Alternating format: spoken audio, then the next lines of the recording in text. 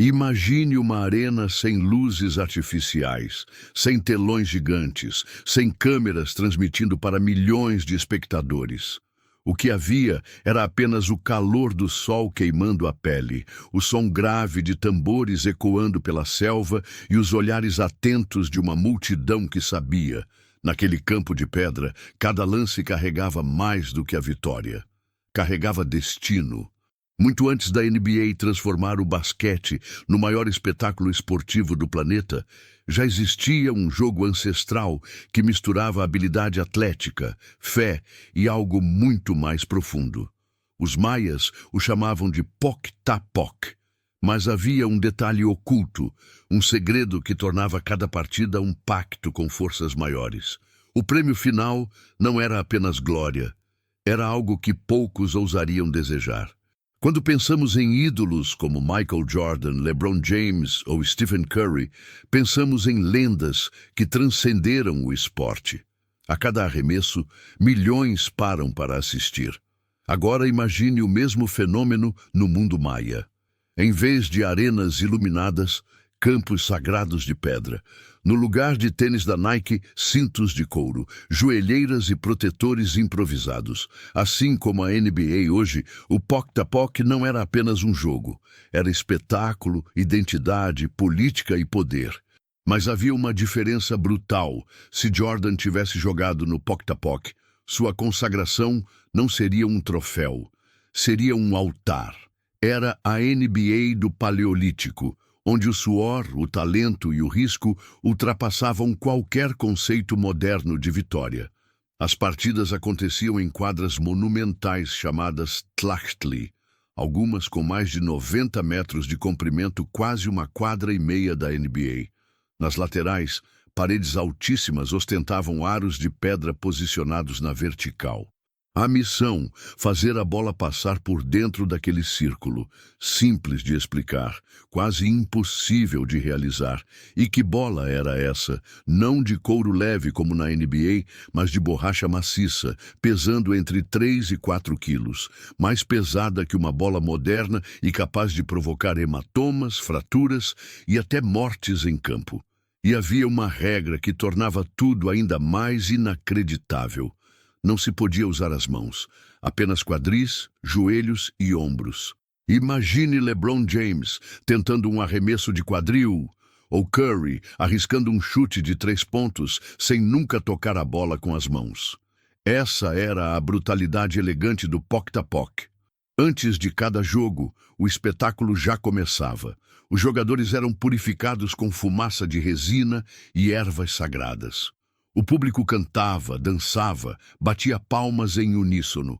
O som dos tambores não só embalava o jogo, marcava destino. Cada batida ecoava como se fosse o coração da própria selva. A bola passava de quadril em quadril, ricocheteava em ombros calejados. O objetivo, manter o jogo vivo, nunca deixá-la tocar o chão. E se alguém conseguisse o feito quase impossível de atravessar o aro de pedra, era como presenciar um milagre cósmico. Mas o que esperava os jogadores ao final da partida não era medalha, nem aplausos. Era um destino que faria qualquer astro da NBA tremer. O cronista espanhol Diego de Landa escreveu no século XVI: o jogo não era passatempo, mas oferenda de vida aos deuses. Em muitas regiões da Mesoamérica, acreditava-se que o time vencedor era sacrificado. A lógica era aterradora. Se triunfavam, era porque os deuses haviam escolhido aqueles guerreiros para acompanhá-los no além. Vencer significava imortalidade, mas ao preço da própria vida. Em outras tradições, o destino era o inverso. O time derrotado oferecia seu sangue como punição. Como descreveu o arqueólogo Karl Taube, o Poc-ta-Poc era um duelo cósmico disfarçado de esporte, onde cada ponto era também uma oração para manter o sol em movimento. Na NBA, a consagração é um troféu dourado. No Poc-ta-Poc era o altar dos deuses. O Poc-ta-Poc não era só um jogo, era a representação da luta eterna entre o dia e a noite, o bem e o mal. O movimento da bola simbolizava o curso do sol e da lua no céu. Cada partida era uma reencenação da criação do mundo. Se o jogo parasse, acreditava-se que o cosmos poderia se desequilibrar. Cada lance era, ao mesmo tempo, espetáculo e oração-suor transformado em equilíbrio cósmico. A bola de borracha usada no Poc-Tapoc era uma das grandes inovações da Mesoamérica. Quando os europeus a viram pela primeira vez, ficaram boquiabertos ao notar que ela quicava. Mas para os jogadores maias, não era diversão. Era resistência. O impacto contra o corpo podia quebrar costelas, deixar marcas permanentes. Jogar era suportar. Suportar era honrar os deuses. Cada atleta era ao mesmo tempo jogador, guerreiro e sacerdote. As arquibancadas de pedra se enchiam de reis, sacerdotes e cidadãos comuns. Assistir ao Poc-Tapoc não era como ver uma final da NBA em Las Vegas. Lá, flashes de celulares iluminam a quadra. Aqui, eram tochas e a lua que banhavam o campo em luz sagrada. Quando a bola atravessava o aro, multidões explodiam em êxtase. Mas sabiam, logo viria o momento mais esperado e mais temido. O sacrifício final. Era fé, era poder, era destino. E surpreendentemente esse jogo não morreu. Hoje, em cidades como Mérida, em México, e em Belize, o Poc-Tapoc ainda é praticado em festivais culturais. Os jogadores vestem uniformes inspirados nos trajes maias e disputam partidas diante de plateias que revivem o passado.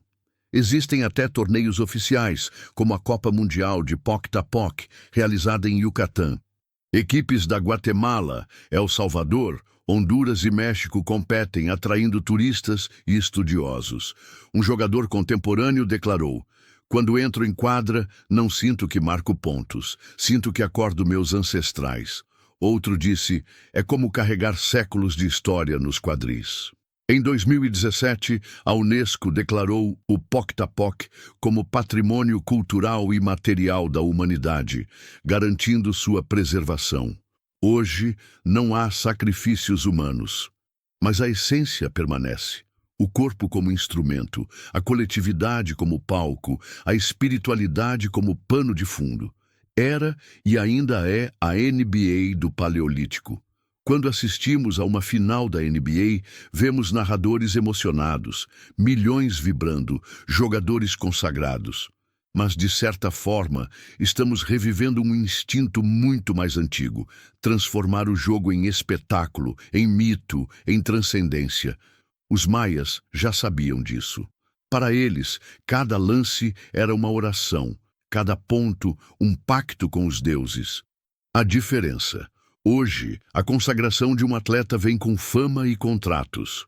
No passado, podia vir com a própria vida. Do Poc-Tapoc à NBA, das tochas às luzes de LED, seguimos buscando no jogo o mesmo desejo: transformar suor em eternidade, dor em glória, vida em mito. E você? Entraria em quadra sabendo que a vitória poderia te dar a eternidade, mas ao preço da própria vida? E mais, o que estaria disposto a sacrificar pela glória?